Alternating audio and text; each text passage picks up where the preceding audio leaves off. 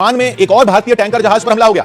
पिछले एक हफ्ते में भारत के 3 जहाजों को निशाना बनाया। तीनों ही हमले अमेरिका की सेना की तरफ से किए गए। मेरे भाई किस बात का विश्व गुरु है हमारा देश, और कहां गए वो तुम्हारे 56 इंच वाला बाप जिसने मुझे एक भी जवाब नहीं निकला। प्रेस को ये सोचना चाहिए बहुत गलत काम करा है। It must be condemned in the strongest language, जो कि यूनाइटेड स्टेट्स ऑफ अमेरिका ने करा है। 3 भारतीय मारे हैं जी। आप नॉन कॉम्बैटेंट्स पे कैसे हथियार चला सकते हैं, मुझे ये बात समझ नहीं आई। They are non combatant. देखिए, सबसे पहले तो मैं स्ट्रांगली कंडेम करता रहा हूं जिस तरह से अमेरिका ने अटैक किया और हमारी वेसल को जो नुकसान पहुंचा और हमारे 3 भारतीय जो है उसमें लापता है। ये युद्ध हो रहा है अमेरिका के बीच में और ईरान के बीच में, लेकिन पिस भारत जा रहा है। एक जहाज जो भी समझ में आता है, एक जहाज, दूसरी जहाज, तीसरी जहाज, एक के बाद एक 3 जहाजों को 36 घंटे के अंदर अमेरिका ने निशाना बनाया है और नरेंद्र मोदी चुप हैं।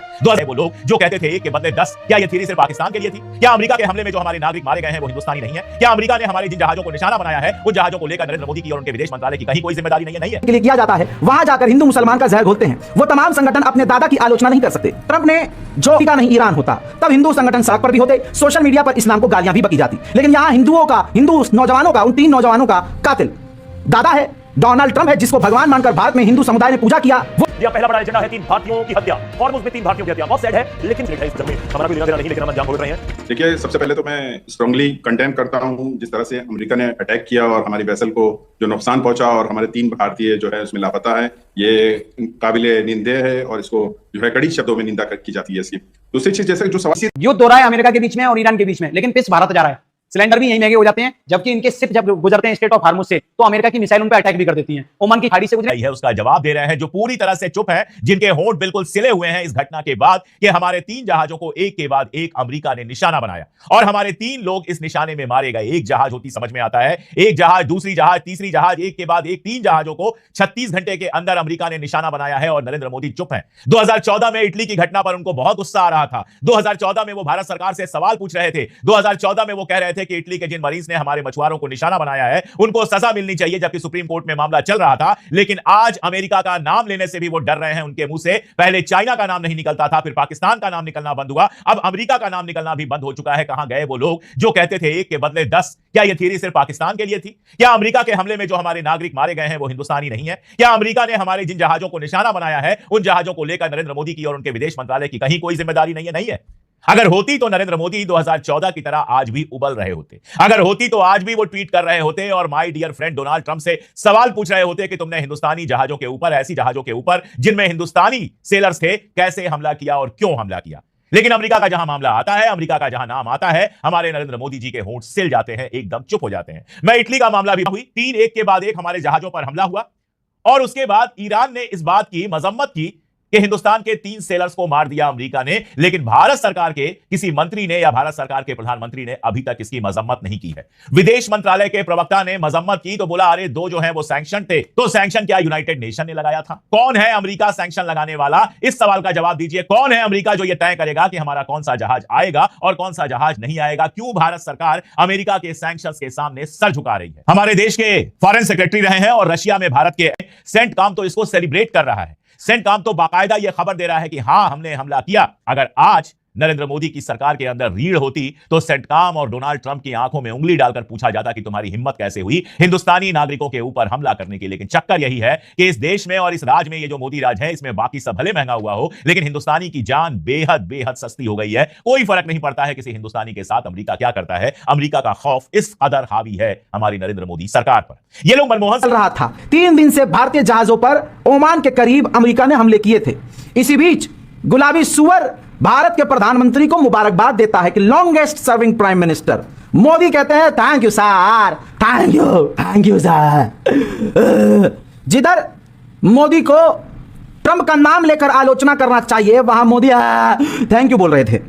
फिर कुछ वक्त पहले खबर कंफर्म की जाती है कि 3 भारतीय शहीद हुए हैं अमेरिका के हमले में और तीनों हिंदू थे। हमारे भाई आदित्य शर्मा के घर वालों ने आदित्य शर्मा, एक कड़ियल नौजवान बेटे की, जिसकी अमेरिका के हमलों में शहादत हो गई, उसकी तस्वीर जारी की है। मौत हो गई भैया, लेकिन मोदी डोनाल्ड ट्रंप को thank you sir, thank you बोलते नजर आए। हिंदू संगठन, हिंदू समुदाय और वो झुंड जो हर प्रदर्शन जो सरकार से सवाल करने के लिए किया जाता है, वहां जाकर हिंदू मुसलमान का जहर घोलते हैं। वो तमाम संगठन अपने दादा की आलोचना नहीं कर सकते। ट्रंप ने जो भारतीय जहाज पर हमला करवाया हुर्मुज में, उसमें आदित्य शर्मा, शिवानंद चौरसिया और इंजीनियर पटनाला सुरेश गायब हैं। सभी हिंदू थे, लेकिन किसी गोदी के कुत्ते में हिम्मत नहीं हुई कि इन हत्याओं पर मोदी सत्ता से जवाब मांगे। कल पूरा दिन मीडिया पर अपने बाप को नेहरू से बड़ा दिखाने में गोदी मीडिया व्यस्त था। कमाल यह होता अगर कत्ल करने वाला अमेरिका नहीं ईरान होता, तब हिंदू संगठन सड़क पर भी होते, सोशल मीडिया पर इस्लाम को गालियां भी बकी जाती। लेकिन यहां हिंदू नौजवानों का, उन 3 नौजवानों का कातिल दादा है, डोनाल्ड ट्रंप है, जिसको भगवान मानकर भारत में हिंदू समुदाय ने पूजा किया, वो कातिल है। इसलिए एक खास समुदाय अपने के मारे जाने पर आवाज उठाने का दम नहीं दिखा सकता। यहां तक की खबर यह आई है अभी आधे घंटे पहले कि एक और भारतीय टैंकर MT जलवीर जो भारत की तरफ आ रहा था, ओमान की तरफ था, उस पर हमला हुआ है। यह कंफर्म नहीं है कि ईरान के द्वारा हमला किया गया या अमेरिका के द्वारा, लेकिन UN में भी मोदी सरकार डोनाल्ड ट्रंप का नाम लेने से घबरा रही है, डर रही है, क्योंकि प्रधानमंत्री तो धन्यवाद कह रहा है, भारतीय हिंदू भाइयों का कत्ल कर रहा है अमेरिका, हमारे भारतीय जहाजों पर हमला कर रहा है डोनाल्ड ट्रंप, और मोदी शुक्रिया अदा कर रहे हैं। अगर कोई और होता, ओवैसी होते, तो उसे गद्दार घोषित कर दिया जाता। फिलहाल आज जो भारतीय MT जलवीर टैंकर पर हमला हुआ है, उसमें डैमेज कितना हुआ है तस्वीर आपने देखी है, लेकिन अंदर से रिकॉर्ड किया गया वीडियो है, उससे साफ नजर आ रहा है कि हमला तो हुआ है। नुकसान जी हाँ, पहला बड़ा एजेंडा है 3 भारतीयों की हत्या, हॉर्मुज में 3 भारतीयों की हत्या। बहुत सैड है, लेकिन पॉइंट यह है कि इस समय हॉर्मुज को पार करना मौत से खेलने जैसा है, जिस तरह से पूरी घटना हुई। अब मैं आपको बताता हूं कि 7 और 8 अप्रैल 2 हफ्ते का युद्ध विराम, 11 और 12 अप्रैल शांति वार्ता फेल हुई और हॉर्मुज ब्लॉकेट कर दिया गया। लेकिन इस बीच ये बड़ी खबर यह है कि हॉर्मुज में अमेरिका के हमले में 3 भारतीयों की मौत की पुष्टि हो चुकी है। 10 जून को MT सेटेबेलो नाम के जहाज के ऊपर अमेरिकी नौसेना ने हमला किया था। इस जहाज पर 24 भारतीयों का एक पूरा क्रू सवार था जब इस पर हमला हुआ, तो उनमें से 3 भारतीयों की मौत की खबर आ गई। इसकी पुष्टि भारत सरकार ने कर दी है। अब तक 2 सदस्यों के शव बरामद कर लिए गए हैं। मृतकों में डेक कैडेट आदित्य शर्मा हिमाचल प्रदेश से हैं, engine fitter Shivanand Chaurasia UP Uttar Pradesh के देवरिया से थे, और चीफ इंजीनियर पटनाला सुरेश आंध्र प्रदेश से ताल्लुक रखते थे, जिनकी डेथ हुई है। ये तस्वीरें भी आगे अटैक किया गया। मेजर गौरव डेफिनेटली आपने कहा कि सैड है, अनफॉर्चुनेट है, इस जंग में हमारा कोई लेना देना नहीं, लेकिन हम अंजाम भुगत रहे हैं। लेकिन ये बता रहे हैं कि हॉर्मुज को पार नहीं किया जा सकता। ये घटना उस और इशारा करती है। नहीं, बात यह है कि सारी की सारी लड़ाई हॉर्मुज की ही है, लेकिन यूएस को यह सोचना चाहिए, बहुत गलत काम करा है, it must be condemned in the strongest language, जो कि यूनाइटेड स्टेट्स ऑफ अमेरिका ने करा है। 3 भारतीय मारे हैं जी। आप नॉन कॉम्बैटेंट्स पे कैसे हथियार चला सकते हैं, मुझे ये बात समझ नहीं है। दे आर नॉन कॉम्बैटेंट्स, उनका युद्ध से आपको बम मारने हैं ईरानी फौज पे, आप ईरानी फौज पे। हमने इसी स्टेज पे ये बोला था ना, मिनाब के स्कूल पे उन्होंने टॉमहॉक मिसाइल मारी थी अमेरिकन ने, बिल्कुल इसी स्टेज पे मैंने बोला था कि this is not war, you don't kill children and call it war. 168 बच्चों को मार दिया। ये देखिए ना, जब भी आप इनोसेंट्स के ऊपर हमला करते हैं, वो लड़ाई नहीं है, जंग के कुछ उसूल होते हैं, आपको रोकना है, आप रोकिए, वार्निंग शॉट दीजिए, जो भी करिए। आपने एक फायर करा, वहां पे एक मिसाइल आपने मारी, आपने अपनी कैनन से फायर करा, और वहां पे 3 लोगों के घर उजड़ गए। ये क्या है? ये तो बर्बरता है, and this must be condemned in the strongest terms. अब दर्शक ये भी समझना चाह रहे होंगे मेजर गौरव कि ये आइडेंटिटी क्लियर होती है कि जो जहाज निकल रहा है, इस पर कौन से देश के लोग हैं, ये कहां जा रहा है, कहां से आ रहा है, एग्जैक्टली पता होता है। अब पॉइंट ये है कि अगर अमेरिका ने इसको टारगेट किया तो उनको एग्जैक्टली पता था कि ये जहाज की आइडेंटिटी क्या है। देखिए, इन्होंने पूछा होगा और जहाज ने बताया होगा हमारी आइडेंटिटी है, ठीक है ना। दूसरी ये चीज है कि देखिए ना, अब दुनिया डेस्परेशन की ओर जा रही है, और डेस्परेशन किस चीज का? सबसे पहले अगर ट्रंप ने, मैं कहता हूं, अगर डोनाल्ड ट्रंप ने अटैक करना था ईरान के ऊपर, तो पहले या तो सोच समझ के ये लड़ाई खत्म करते। आपने ऐसा करा, आप जीत गए, जैसा कि ट्रंप खुद क्लेम कर रहे हैं, हमने तो पूरे ईरान को बर्बाद कर दिया, ईरान घुटनों पे आ गया है, Iran is begging for a cease. I have not heard Iran begging.